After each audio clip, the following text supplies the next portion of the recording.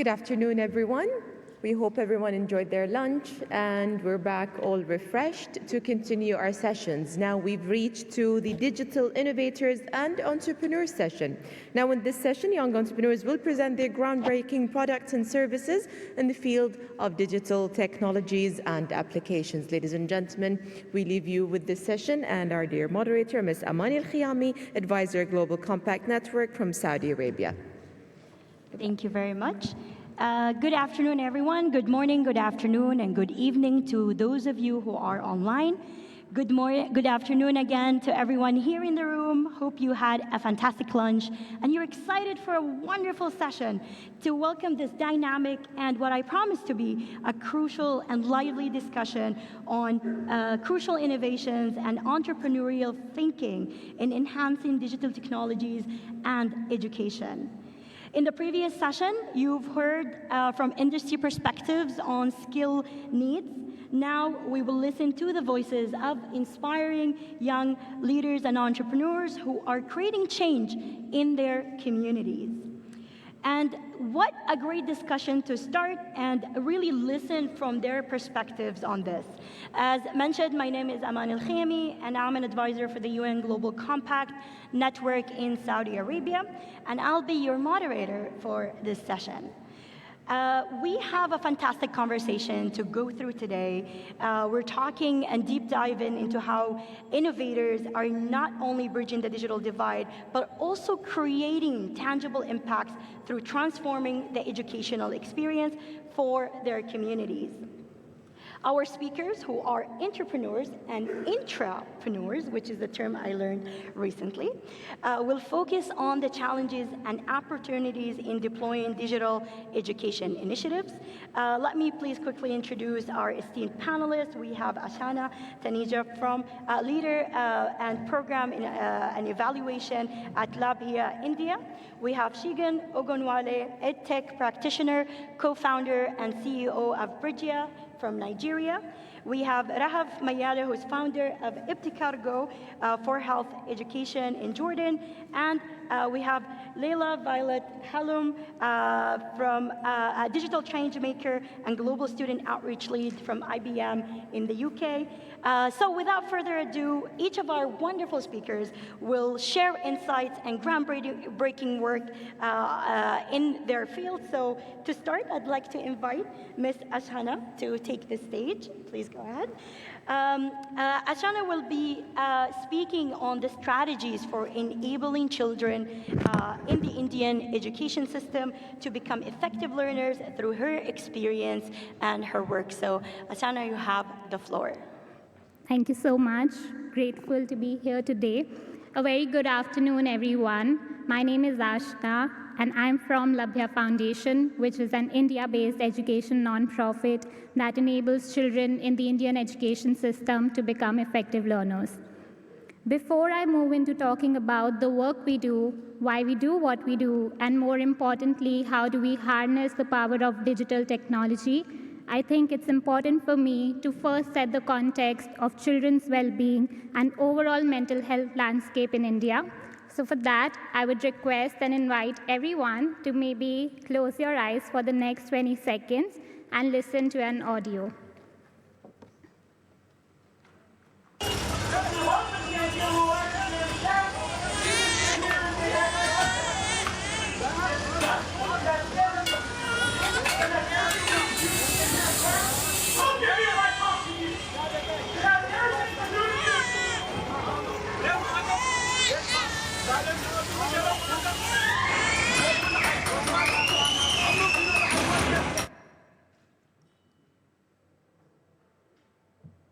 Thank you, everyone. You may open your eyes. Sadly, this is how the day-to-day of most of our children in India sounds like. This is what is the reality of more than 190 million children in India who are currently enrolled in the public education systems. Most of our children come from very low socioeconomic backgrounds and live on a household income of less than $2 a day. While this may seem to be a challenge of poverty, the problem here is much more severe, much more multidimensional, and much more multi-layered. The problem is of all the emotional challenges that is induced due to poverty, such as stress, violence, trauma, anxiety, that our kids experience on a day-to-day basis. As a result, when our kids come to school, they carry a heavy baggage of hopelessness and not being ready to learn, in addition to all the financial baggage that they have. So, what do? We at Labhya, we at Labhya partner with the Indian state governments to co-create and institutionalize a daily well-being class into school teaching. So just like we have a math, science, or a language class, every day our kids back in India also experience a daily well-being class that takes place for the first 30 minutes. We call it the happiness class. Our curriculum comprises of mindfulness, reflective stories, experiential activities, and last but not the least, opportunities for self-expression by the children. These are some of our children experiencing the curriculum. The curriculum is highly localized and is deeply rooted into the socio-cultural context of the states that we work in. It's highly cost-effective, low burden, and is facilitated by the school teachers to ensure sustainability of the program and in order to leverage the existing pool of resources. And with this, I would also like to invite everyone to maybe experience a small part of our curriculum. So once again, I would request everyone to maybe close your eyes. However, if that feels uncomfortable, you may lower your gaze.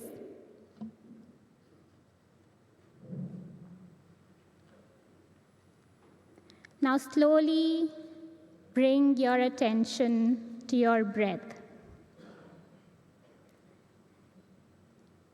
It's coming in, it's going out.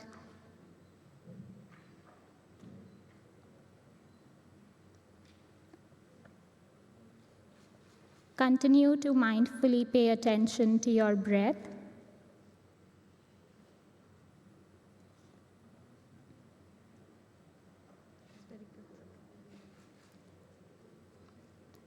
And whenever you feel ready, you may open your eyes and give each other a big white smile.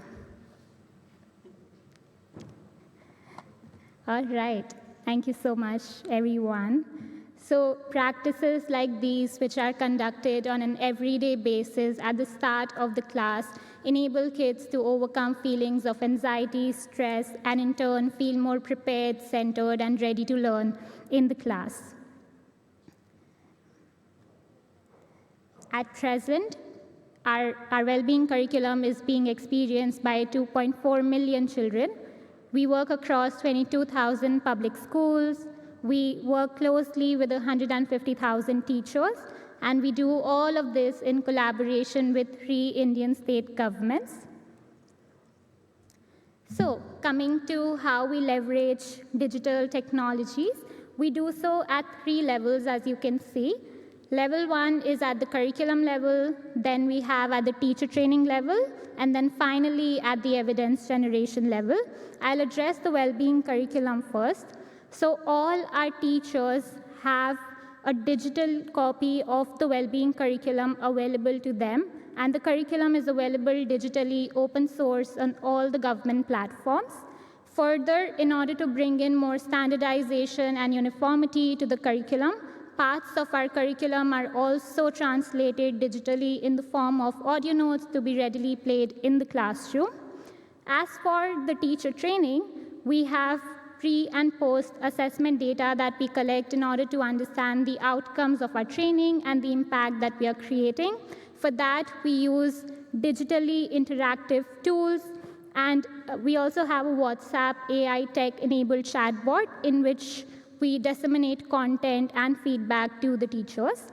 And then finally, in terms of evidence generation, we collect real-time insights to understand the fidelity of our program using an AI-enabled chatbot, which our users find extremely useful and very interesting to engage with.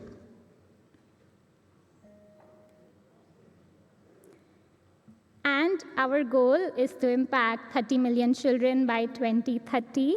And this is all possible with the power of digital innovations, with the growing and rapidly evolving digital world. And for that, I invite everyone to join us on this global well-being movement of children and young people's well-being.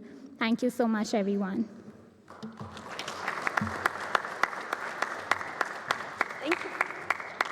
Thank you very much, Ashna, for the presentation. It's really interesting to see these type of innovation on a local community level. You've mentioned you have such a large impact on the community. Can you maybe elaborate a little bit of how did that change for the young people that you're serving across the board? How did that mindfulness, and also thank you for the exercise. I think everybody in the room, especially after lunch, needed a moment to kind of reflect and have a breath. So tell us more about that approach and what the impact looks like. Sure, absolutely. That's a great question. Thank you so much. So our well-being classes take place every day for the first 30 minutes. The objective is to make sure that the kids feel centered, focused, and prepared to learn before they step into the actual learning. And what we've seen over the years is that kids feel highly motivated because the activities are designed in a way that they encourage group and peer interaction. Kids are also able to form meaningful relationships with their peers, with adults, with teachers, and back in their families. We've also seen higher levels of emotional resilience and kids being able to regulate their emotions due to these classes. So these are just some of the impacts that we've seen our kids experience over the years. That's absolutely wonderful, and it seems like such a simple thing to integrate in curriculums, but I assume getting there is not as easy. You need a multiple collaboration with government, and I saw that you had, your handbook is available on government website. Yeah. So maybe talk a little bit about that collaboration with different multi-stakeholders. Sure. So everything that we do is co-created with the government, and the idea is to ensure sustainability and to ensure that the government has buy-in into the program. So for that, we partner with the Indian state governments, and all the budget and all the resources are allocated by the government. While we may bring in the SEL or social emotional learning expertise, it's the government who has all the context of the state. Like I also mentioned that the curriculum is co-created. So we ensure that we conduct a series of workshops in person, online workshops with the teachers, and we co-create this entire thing with them.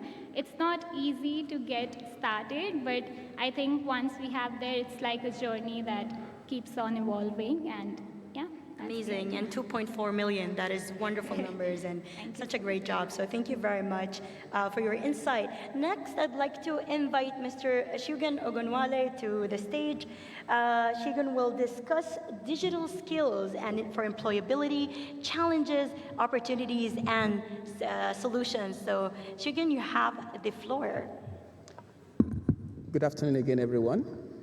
I would like to start my presentation by expressing my deep appreciation to the ITU for creating this session to share our progress in terms of digital innovations, around digital skills. I liked that mascot for this forum so much that it had to make it into my presentation.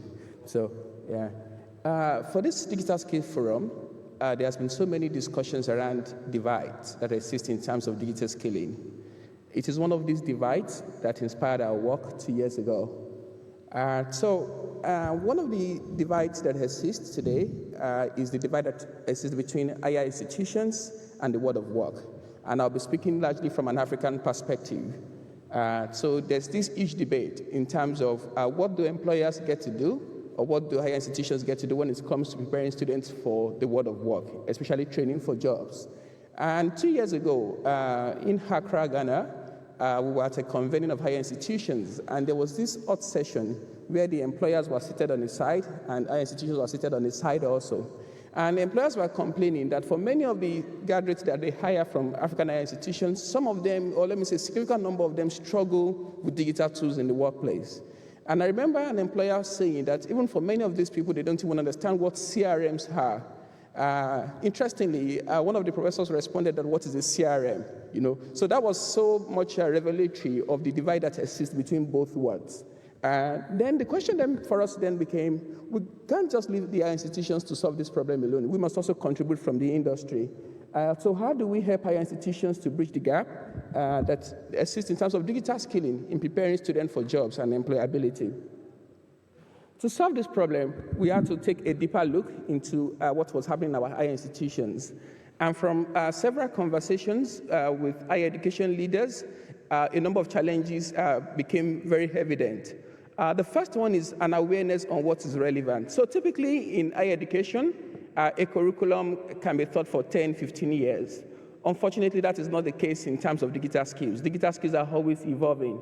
So a decade ago, what was important is students being skilled in Microsoft Office Suite. 5 years ago, there was a lot of rave around blockchain. Today, we're talking about generative AI, what we will be talking about in the next 5 years. So digital skills seem to be always evolving.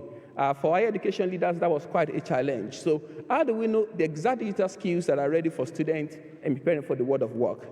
The second challenge was in driving motivation in terms of motivating students to action. So today, you see a lot of people that are digital natives that are in higher education today. But how do you convince the student that beyond the digital skills for life, you also need to be conversant with the digital skills for work? Just like Dr. Chris explained in his presentation of the new toolkit yesterday. Many of these students are conversant with TikTok, Instagram, and ChatGPT. How do you then convince them that you need to learn the intermediate and advanced skill set, even when you're not a computer science student? So that was a major challenge also, for higher institutions. And the third one is assessing skills. Traditionally, higher institutions have done very well when it comes to assessing knowledge. But how do you then assess or measure skills at scale? These challenges informed our work in terms of building a solution to that problem. So last year, we launched a chatbot called Kiki. And what Kiki does is Kiki is a mobile-first solution because, like I said, most of our work has been done in sub-Saharan Africa, whereby you can have on students' mobile phone, you can quickly launch a chatbot that interacts with students for them to have a kind of awareness on the digital skills that are relevant for the world of work and quantitatively assess their skills. So let me just play this short video for you to understand how it works. The Digital Skills Proficiency for the Workplace Awareness and Assessment tool helps students to become aware and assess their proficiency at digital skills used in the workplace. It uses a chatbot to present a scenario with work-related tasks that require digital skills to perform. Students reflect on the tasks and respond with their ability to perform the tasks presented. At the end of the conversation with the chatbot, they receive an assessment report by email with their scores across different digital skills areas. The report also includes links to resources for improving their digital skills. A campus-wide report is also made available to staff at the career office or any other unit responsible for student skill development. This report can be used to plan digital skilling programs. The tool can be used as a survey to know what digital skills are in demand among partner employers that students need to be aware of and develop. It can also be extended to the institution staff for digital skills awareness and assessment. Okay? Yeah, so essentially today, Kiki evaluates students around 34 competencies across 5 digital skill areas. The framework itself is more focused on digital skills for life a bit and very much into digital skills for work. So in terms of outcomes and impact, we've been able to do more than 2,000 students in terms of evaluations at 39 institutions across 5 African countries.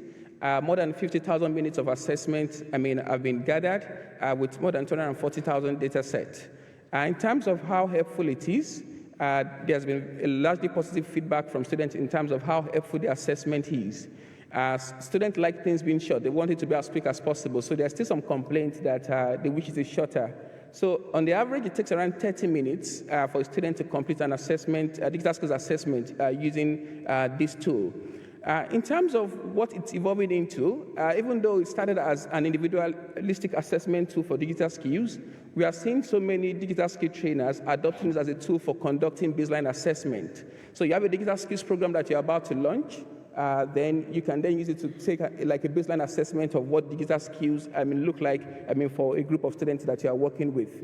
In terms of next steps, we are working with other stakeholders to ensure that it's more customized to their frameworks in terms of assessing specific skill sets. So that, when you are launching training programs, that can be like a kind of pre-training assessment for them to gather skills.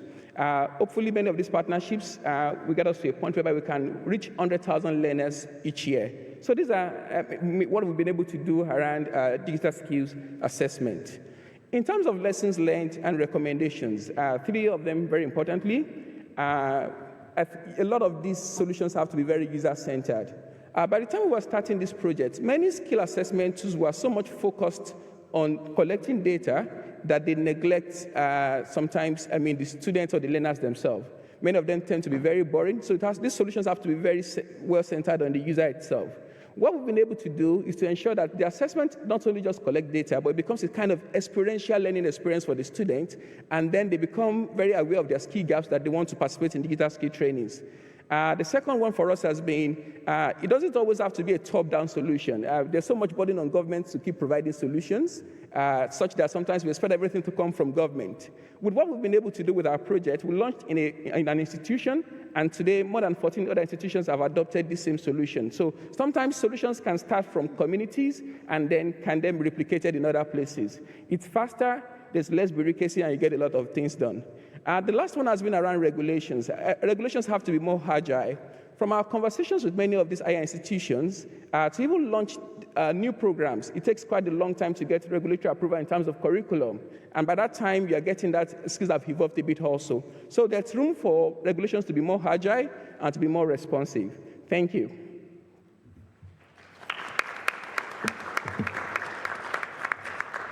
Thank you so much, Shingan, for that presentation and for presenting the work that you do at Bridgia. I have a really pressing question that I've been on the edge of my seat to ask. What is Kiki? What does it mean? So Kiki is a Nigerian name. It's an Igbo name particularly called Inkiru. Yeah. So a short form of that Igbo name is Kiki. And that was named after the career center leader that inspired this project. Oh, wow, that's wonderful.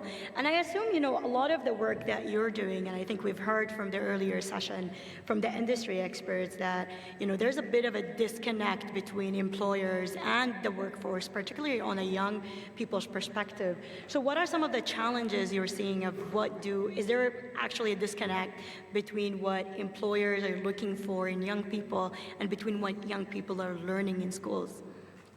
Yeah, I think there are different perspectives to this, and I would like to speak from the perspective of sub-Saharan Africa, right? Until lately, internships was not a common thing for so many higher education programs. That means you expect somebody to be in higher education for 3 to 5 years, after which they have their taste of work experience. Fortunately, that is changing. Another thing that is also common, in terms of what we see in sub-Saharan Africa is that a lot of times higher institutions, even geographically, are disconnected from where companies are. So you have a case whereby a student does work and learn. That's almost not feasible for students. So the disconnection is there. But what matters most importantly in terms of progress is that we are having those conversations now. And there are some progress, happening at the moment. Yeah, and a similar question maybe to something we've asked previously on, kind of the partnership component. How much partnership with your stakeholders do you need in order to develop the curriculum, in order to develop the chatbot and the answers that it's able to provide for the users? Yeah, there's room for partnerships, but they vary across different institutions and stakeholders. Something I advocate, especially which is also more entrepreneurial, is that don't get too long into the documentation of partnerships and bureaucracies. And I know it's a little contrarian, but for you to get some things done, your partnership may even be with a faculty member to say, there's this solution I'm working on, can I pilot this within your class, right? And when there are success stories from small pockets of pilots like that, then you have more evidence based to convince somebody who's a decision maker to say, there's something we are building that we have tried, it has worked, and it's time for you to consider adopting this. You have more successes than that. But if you decide to wait, and do nothing until you go through those processes, sometimes they take a very long time because the solutions are new. for decision makers, it takes a lot of convincing to do. So before you go so much institutional with the partnerships, try to find small pocket of spaces where you can deploy the solutions to, and then building on that, data from that, success stories from that helps to make a stronger case for partnerships. Wonderful, and I think that kind of also creates a bit of responsibility on you as a founder, but I think all of you are entrepreneurs as well, to not just implement, but also data collect, analyze, and able to give that feedback to the stakeholders to say, well, this is the evidence and this is how we want to implement. Yeah, thank you very much, Egan. And I think, in the conversation of responsibility, I'd like to invite Rahaf to take the stage. So Rahaf will talk more about, how innovators and founders can ensure sustainability and responsibility in their projects, as well as the role of technology in making education a more accessible and effective process. So Rahaf, Thank you so much. Good afternoon, all. This is Rahaf Mayala. I'm a founder of Ibtakir Go. Ibtakir Go is a startup that's based in Jordan, which I'm gonna highlight during my presentation. I'm a passionate climate activist and digital innovation. So as an entrepreneur, I are always looking for innovation solutions that fit my combination between as a climate activist and digital innovator, which innovate me to bring my startup, Ibtakir Go, which combine my passion for climate action as a digital innovator also. Actually, let's talk about Ibtakir Go. Ibtakir Go is a pioneering organization that is based in Jordan. What we are aiming to do, we are equipping children and youth in Jordan with the essential digital skills through our packages. What makes us special? Our packages is made from eco-friendly material because we are always looking for sustainable solutions that help the kids, the youth, to learn digital skills, but the way that is more sustainable to the environment, because our plan, they are looking for these solutions. Our packages include electronic components, and that makes us special because the electronic component also that we use is recyclable, because there is a lot of statistics and numbers that I will share with you during my presentation that show how there are a lot of effect of electronic components that accumulate in our environment. And it's into there is our own learning material that we design it because we are believing in the sustainable of education. We just wanted to have a packages that we give it for the children and youth all around Jordan. They can learn, play at the same time, and having our own learning material to maintain the sustainability of the education, because we want them to have the learning digital skills, but at the same time to have a source to become more than every learning they do. As a startup, a digital innovator, we are always looking for sustainability. Sustainability to exist in the societies, to maintain after years, to become also exist in our societies, sustainability of our solution. That's why our startup met 6 of the SDGs. As a SDGs believer, we are always looking to meet SDGs to help to maintain the SDGs, especially we are near to 2030.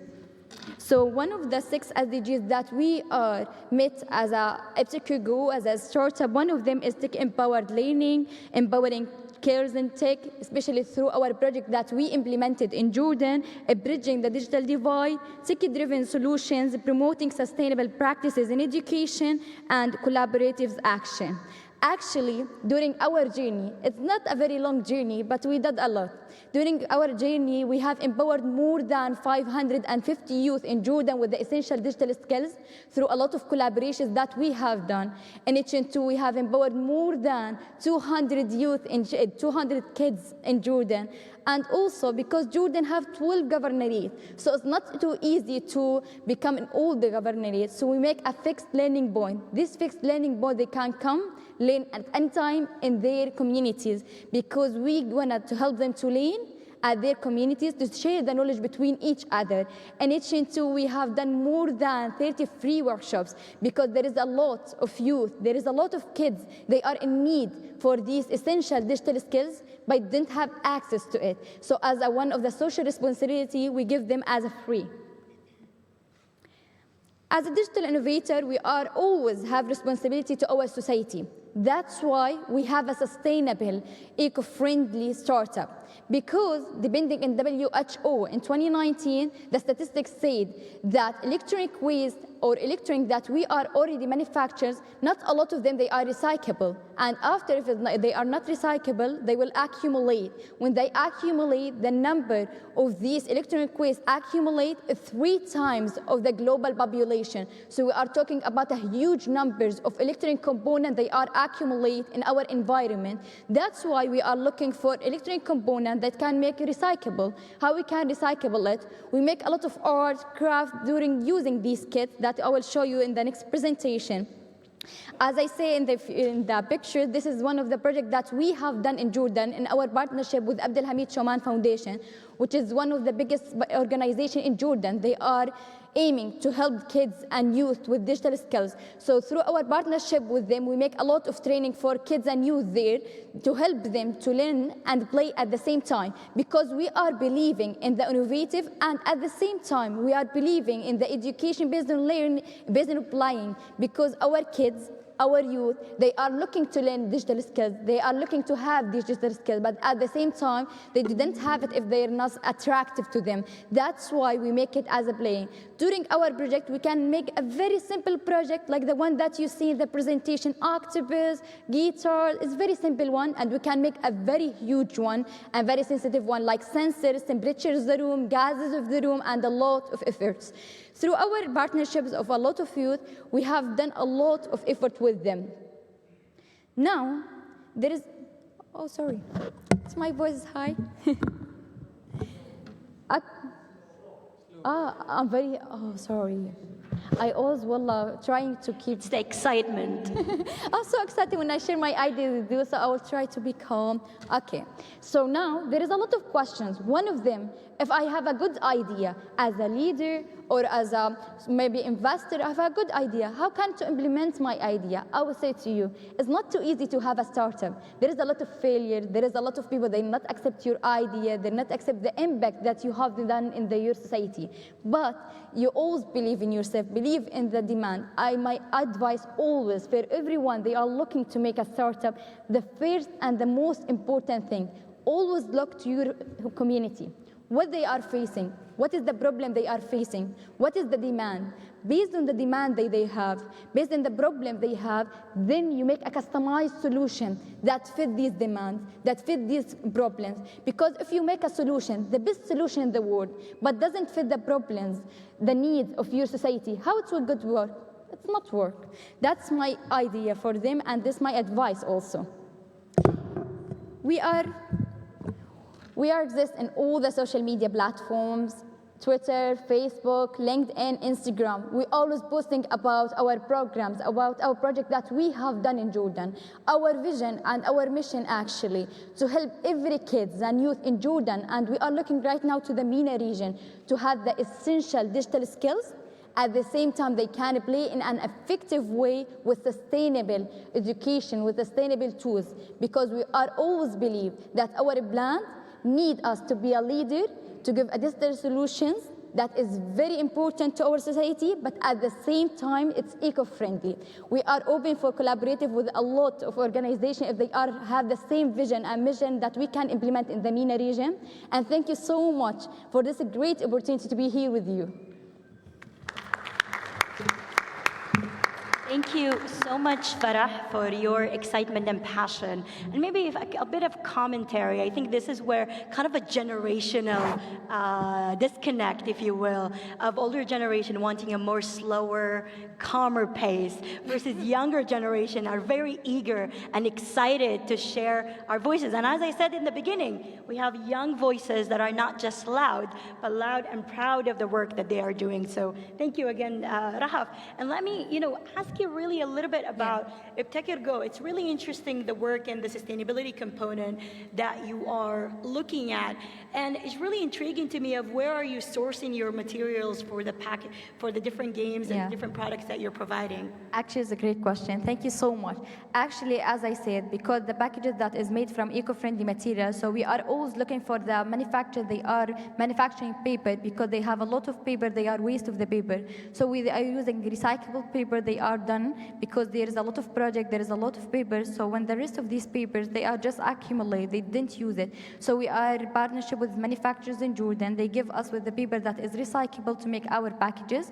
And for the tools that I told, the electronic tool, actually we make a lot of aircraft that you say the octopus one, the guitar one, just as after the end of the lifespan of the electronic component, they take it, they can make art, craft of it, and they can put it in their rooms so they can have play. At the same time, after the end of its lifespan, they can use it in their room. It's not accumulating the environment and not have the bad effect of it. Oh, wonderful. And I guess this is also inspiring for them to do more of that type of work and kind of get excited into STEM in general, of learning how to do these little crafts.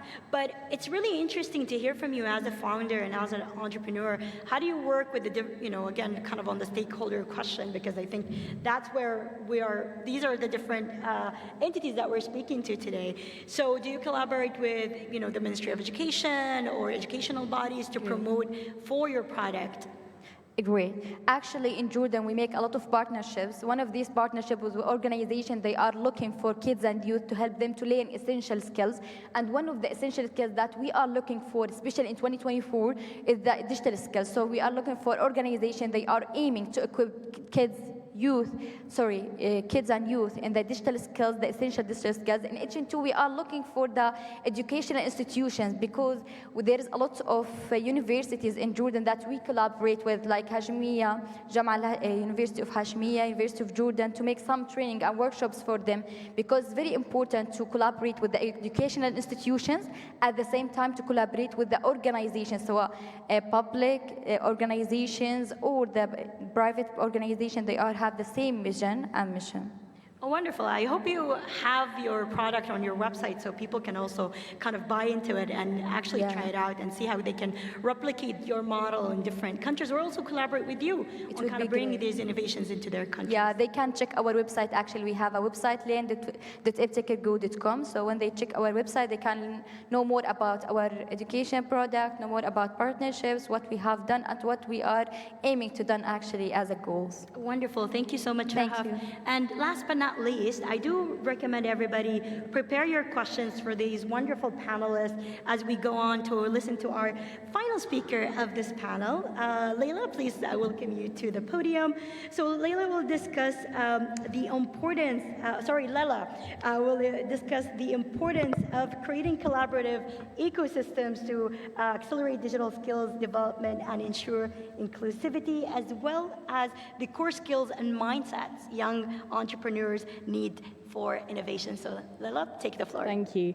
Distinguished guests, ladies and gentlemen, my name is Lela Violet Haloum. I just turned 20 and I lead global student outreach as a digital change maker at IBM.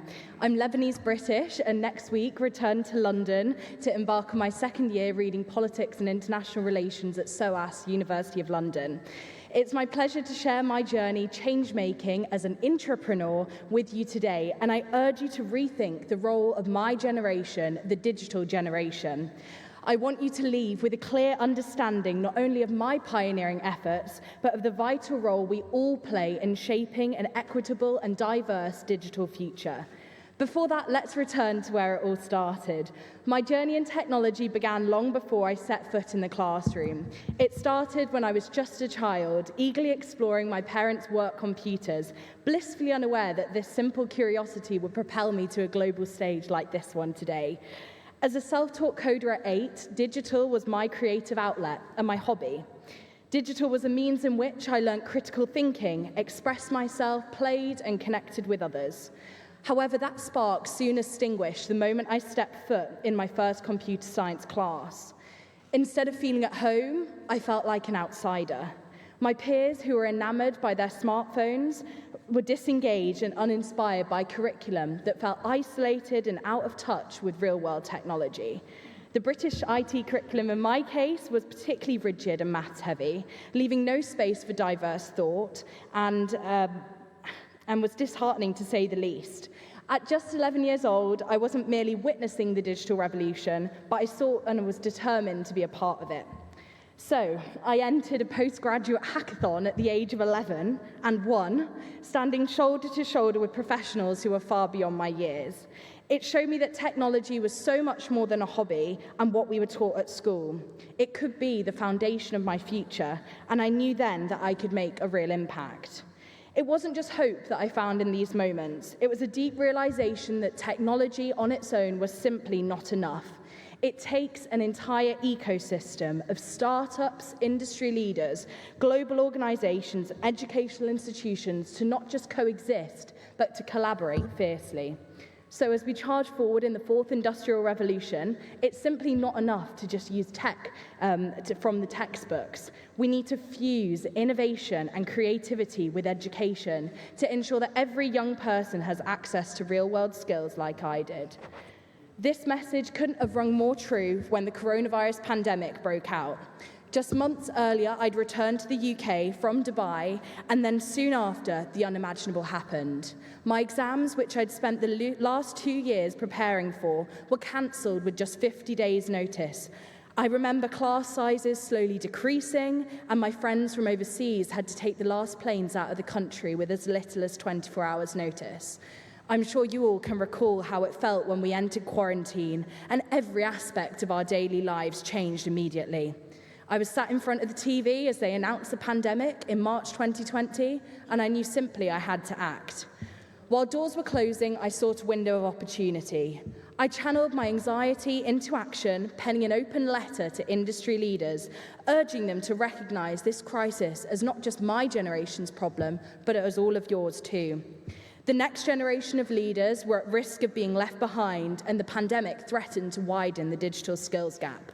So I called on industry leaders to co-create with my generation my dream classroom environment, a new learning environment that was to be learner-led and industry-supported, where we could learn skills that were relevant to the world of work and show technology as a catalyst for our purpose and passion rather than an all-consuming threat.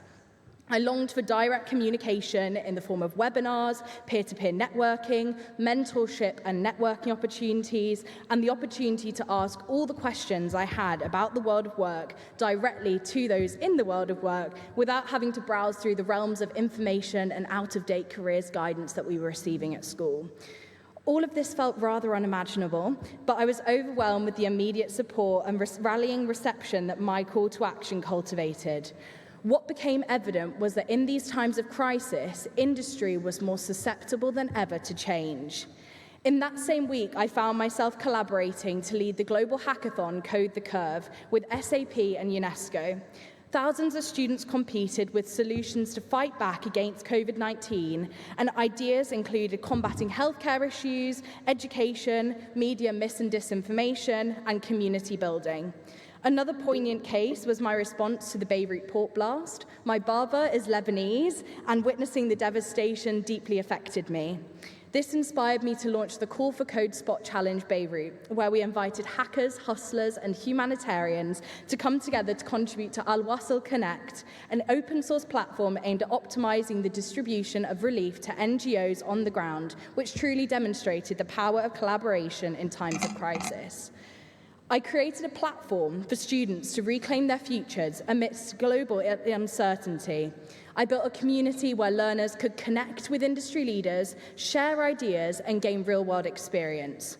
Building this from scratch, it was in these moments that my community of learners and I realized that we all had the ability to be digital change makers, and there was no going back now.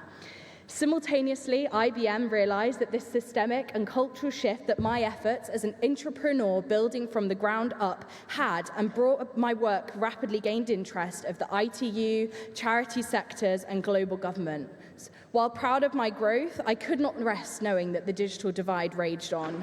Partnering with community leaders, our webinar series reached 2,000 digital hubs across India in 24 states there, with Sisters of Code, the first female code club in Cambodia, and hosting careers guidance in Saudi Arabia, Iran, and Egypt, to name a few. One project led to another, and our programs gained traction rapidly. I was right in my thinking that all young people crave this opportunity to learn and beyond the four walls of the classroom. And it was this very spirit of innovation and community from the pandemic that couldn't stop there. Now, 4 years on, my newly established team and I have developed a global a global ecosystem, turning this transformational effort into fully functional ecosystem, which is known as Inspire, Connect and Grow. From these initial sparks, what began as individual projects evolved to our global blueprint for digital education.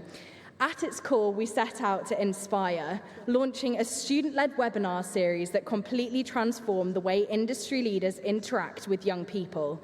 We refused to accept outdated, passive engagement and instead built spaces where decision makers were the young people. These webinars were a platform where students could challenge, co-create and collaborate with industry experts, shifting the power dynamics and ensuring our voices were heard in rooms where they mattered most. But we couldn't stop there. We had to connect young people. So we tore down the barriers between students and professionals by hosting regional virtual career fairs for newly upskilled talent. They were more than just networking events. Instead, they were gateways to real opportunity, breaking down that leaky talent pipeline. Yet inspiration and connection alone wouldn't be enough without sustained growth. We laid the foundations for long-term success by building a global community. Our early professional New to Z community became a launchpad for early professionals, empowering them by building their personal brands, cultivating the skills that would make sure they remain indispensable to the future of technology.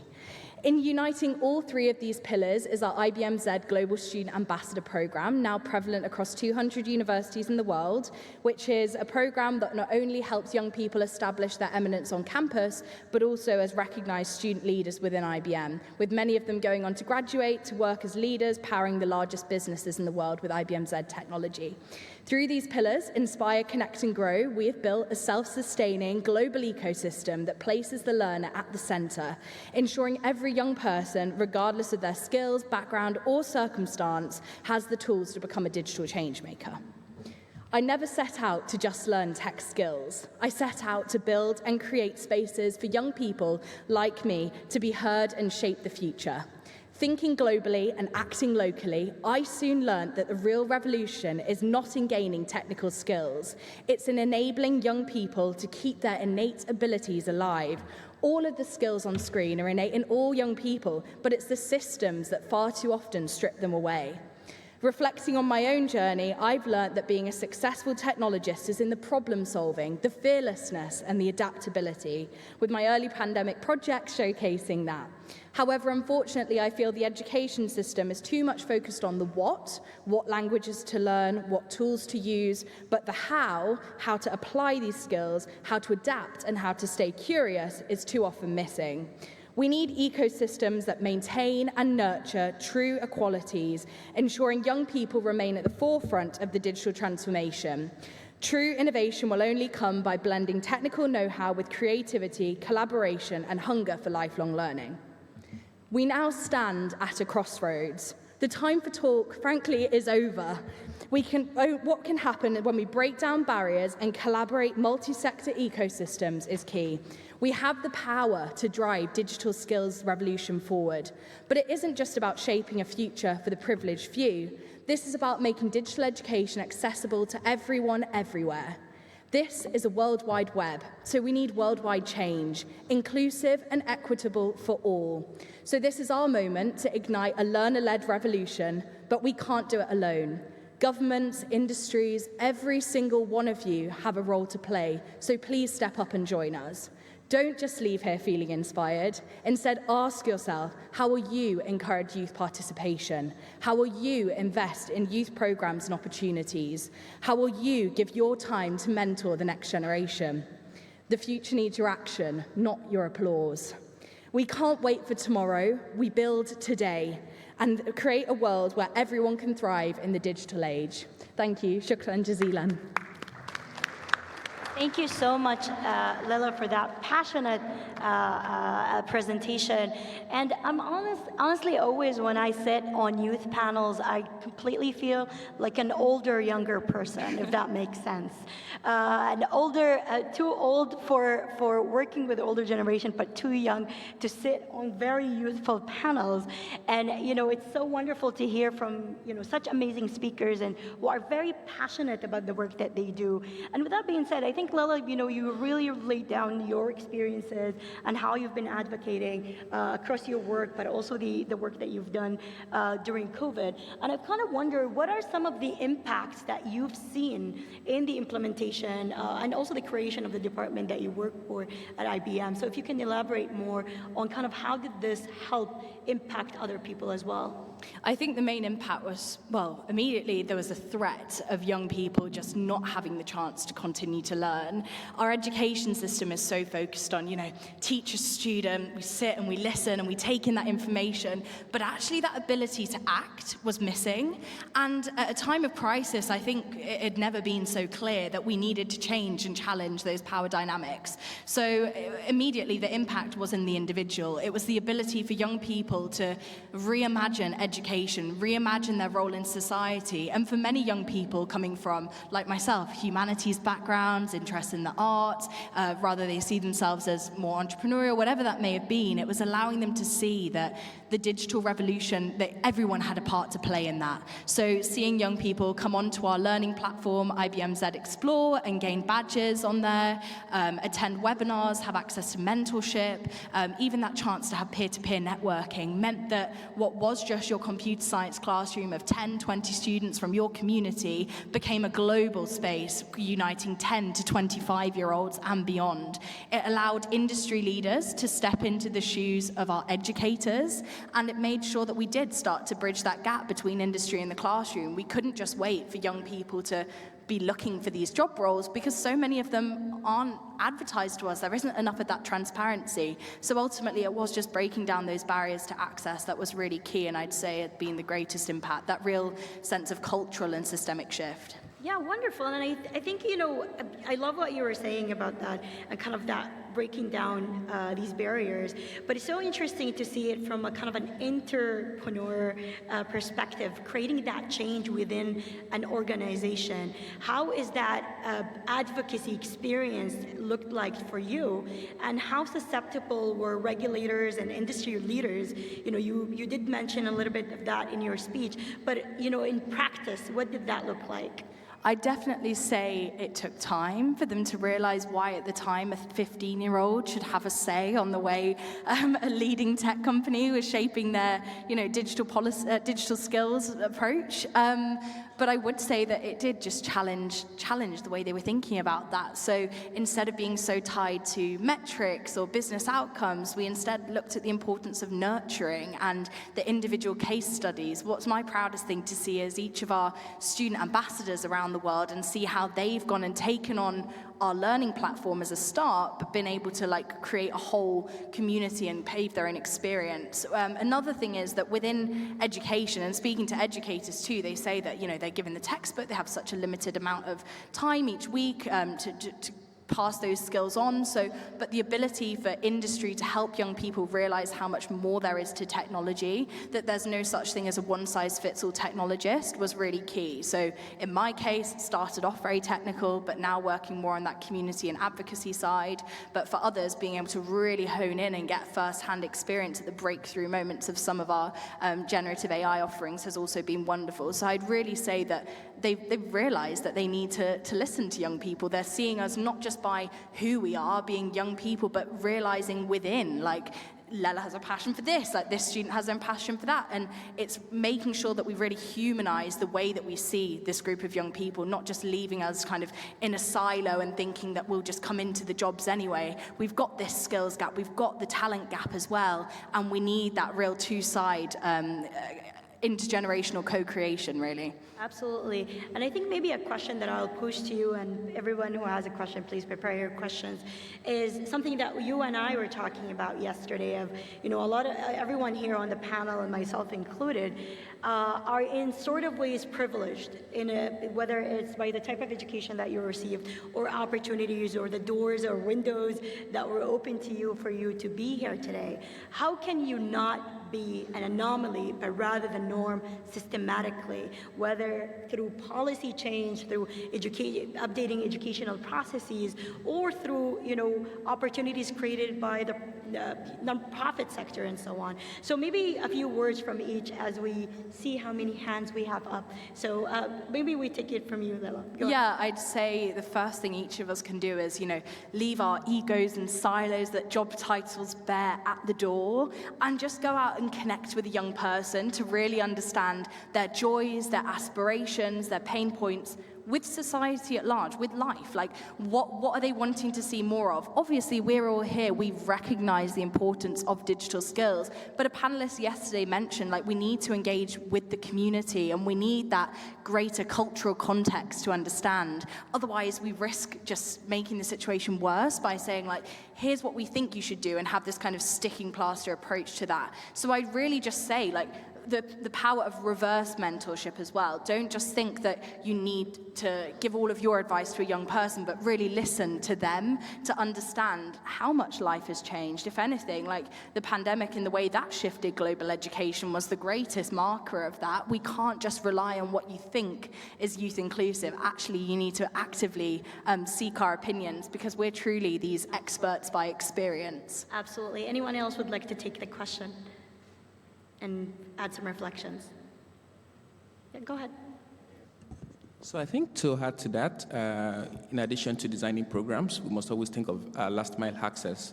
I think my colleagues from Nigeria and I were just discussing quite a number of initiatives, that exist today. A number of them, right? But we have to think about how do we get to the people in the last mile. This could include partnerships, with people that have those reach. We could also engage champions that can take up these courses and then drive them to the grassroots in terms of communities. So the programs already exist. It's about how do we make them more inclusive and how do we extend their reach. Wonderful. Thank you very much, everyone. And we'll open it up for questions. See a few questions over here. The lady in the back, in the white shirt. Yes, please.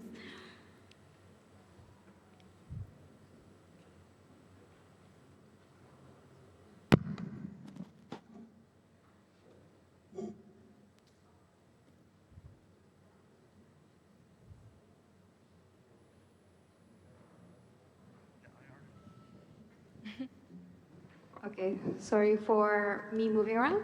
Just first of all, I would like to say congratulations for all of your initiatives. But also, I have a questions on because you work on different regions, right? What do you think would be the strategy that you use to motivate and support young innovators in overcoming obstacles like limited access to technology and funding? That's the question. Thank you. Thank you very much. We'll take another one. Is there? Yeah, go ahead, please.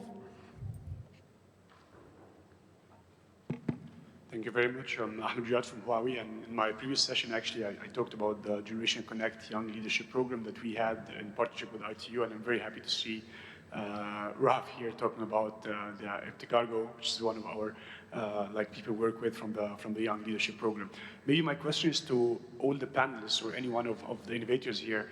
What would be your requirement from the industry that you think is solving one of the biggest challenges you have in terms of digital skills? You're innovators in your communities, you have passed a lot of challenges across different parts, but now I want to be specific about digital skills. So what's the biggest challenge that you can identify in terms of digital skills, and what can the industry, or how can industry help you in these challenges? Thank you very much. Wonderful. I think maybe let's take these questions on. Who would like to take the last question? What do you need from industry, or what are the challenges that are faced from industry, if anyone would like to take? Go ahead, Raf. Thank you so much for your question. Actually, there is a lot of challenges they are facing as a youth, especially in the digital, as a digital innovators. There is a lot of challenges. One of them is to access to the programs and the opportunities that build the capacity building for youth, especially in this part. As one of the GCYLB fellows, I'm so proud that they build my knowledge in the digital skills. They raise my knowledge about it and what they are coming in the world in this sector. But on the other hand, there is a lot of youth, they are in need for this skills. They are in need need for this knowledge, but they didn't have access to it. Because as you know, not all of the young leaders, not all the youth, they have access to the opportunities, they have access to raise their knowledge. They are in need for this, but they don't have access. So actually, this is one of the main challenges. And I think we can have a solution for it.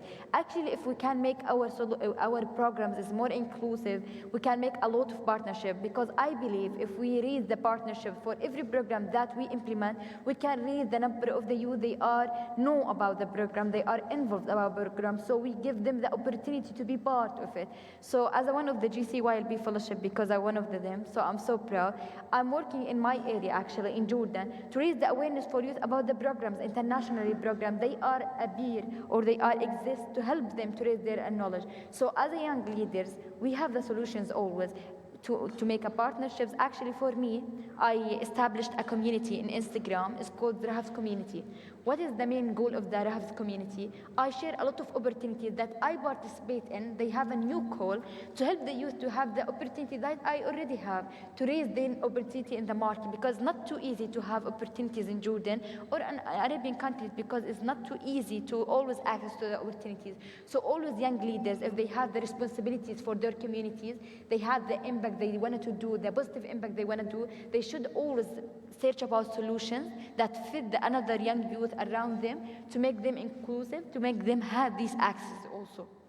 Absolutely. Would anyone like to respond as well? Please go ahead.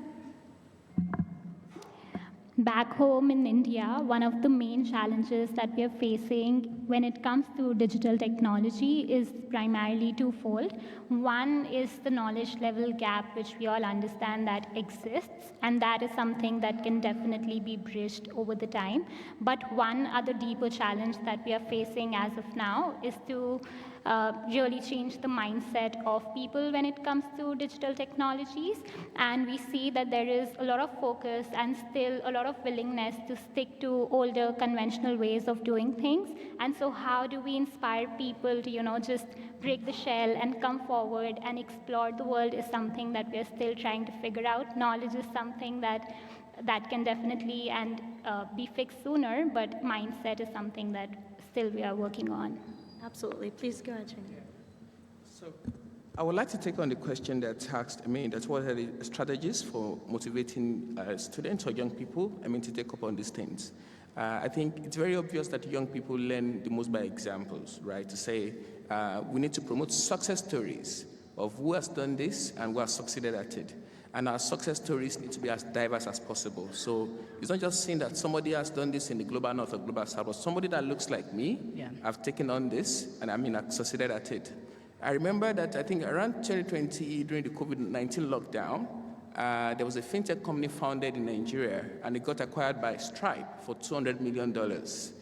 Today, in the startup world, the fintech industry is the most saturated. Nigeria today it has become a global hub for fintech solutions. That's because they saw someone like them who started it, who succeeded, and had the greatest set. So as much as these initiatives matter, it has to also be very people-centric. Who has done this, who has succeeded at it, and so that they can then see these role models and then always follow in terms of also trying to replicate their successes and even create their own path. Absolutely. No, thank you very much. And, if I may add, as a younger person, not as a subject matter expert on the topic, but to kind of the question of how to motivate, I think young people are already motivated. It's not a problem of motivation, it's mobilization.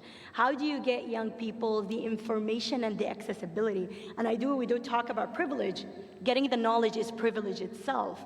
How do I knowing about the knowledge, that there is a knowledge provider, is a privilege in itself. So it's more of how do you promote these opportunities to the right audience versus how do we motivate and get people to these classrooms.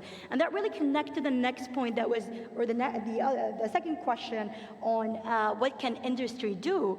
One of the things that we've noticed, and I think it's been a topic of the day in a way, is contextualization. Being able to localize content. It's great that we have content in English, but if your audience does not speak English, then you've lost the motivation, right? They tell you, well, I don't know English, so I will not even sign up for this classroom. And I think this is the role of industry, to really be able to create content-specific and context-specific knowledge that are able to raise the different communities that we are discussing, whether the communities we work on or the communities that you as regulators, policymakers, and industry are targeting and working with. We have room for a couple more questions. Is there other questions in the room? Going once, going good. Please go ahead. Well, I think for me, it's not necessarily a question, but a comment, picking from the energy that was coming from the stage and, the type of examples and sharing, the knowledge that you have over the number of years done and the experience that you have accumulated. For me, it confirms actually the narrative that says, which we have included in our digital skills strategy, where we say the theory of change should change from STEM to STEAMing.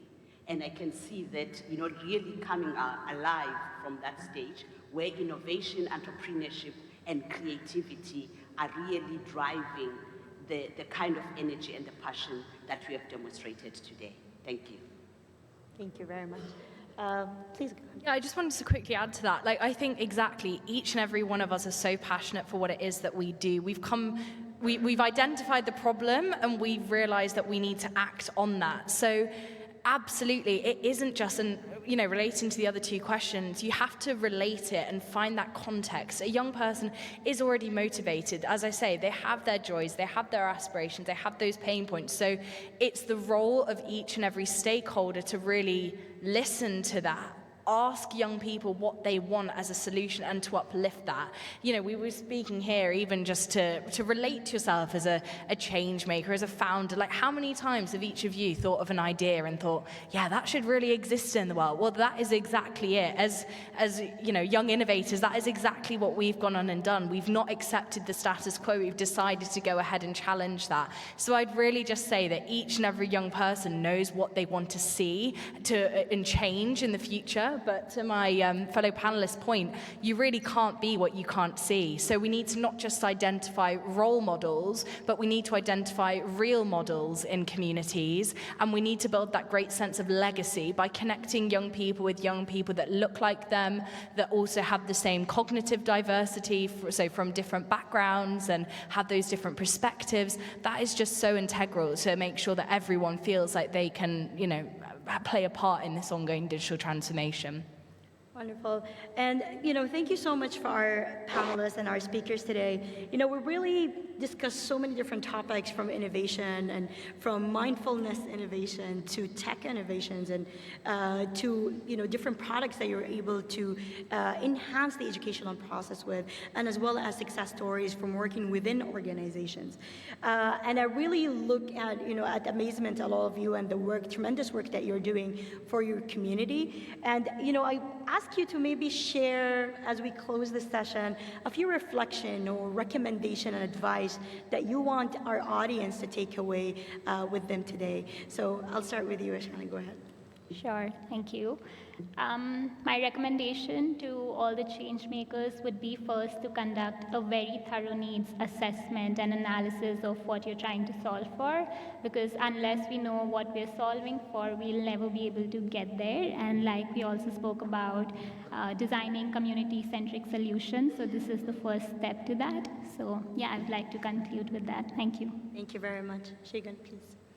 Yeah, so I think for me, coming from the perspective of tech innovation, there's a tendency to be so focused on the tech that you forget the people. It's important to always be people-centered.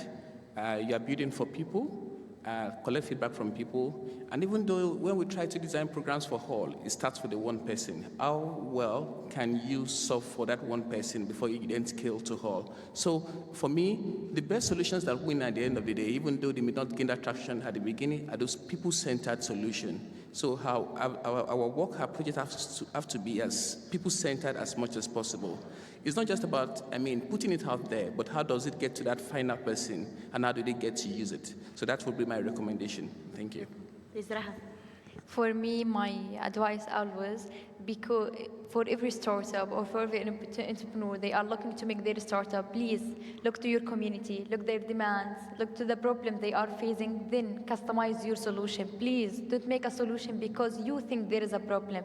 Make your market study, look to your community, see what there is demand, what there is problem, then customize your solution based on it, not based on what you are thinking about the community they are facing.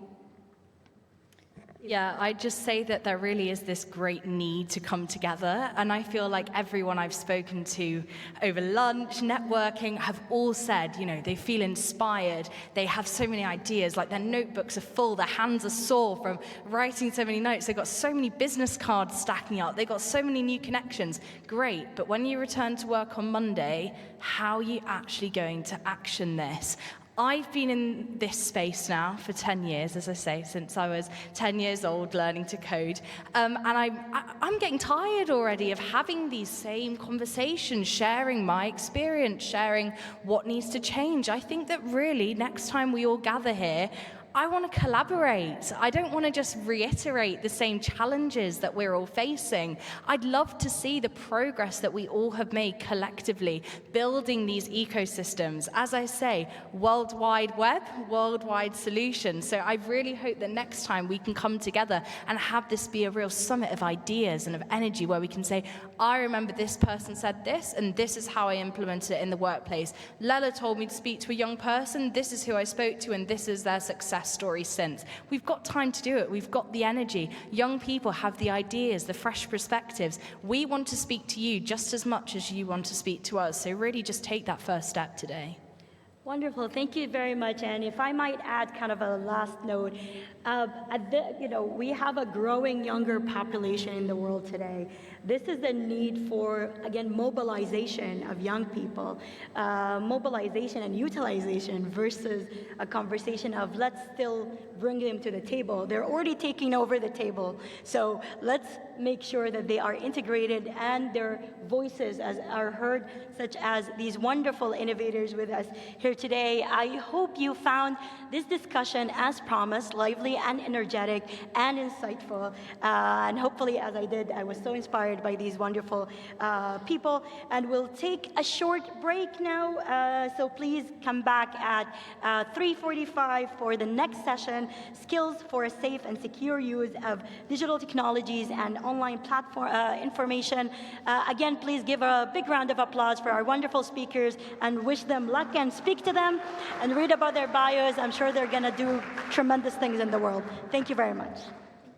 Thank you very much indeed, Ms. Amani and all our dear panelists. As Ms. Amani said, we do have a short coffee break and we will reconvene here at 3:45, I'm sorry. Now, in the meantime, please feel free to visit the ITU booth to meet representatives of the ATC from Nigeria, DBI and Estonia, Teltech, as well as the DTC from Indonesia, BPP-TIK. And for those of you who did not sign up for the giveaway, please do so. So we'll see you back here at 3:45 for Skills for a Safe and Secure Use of Digital Technologies and Online Information.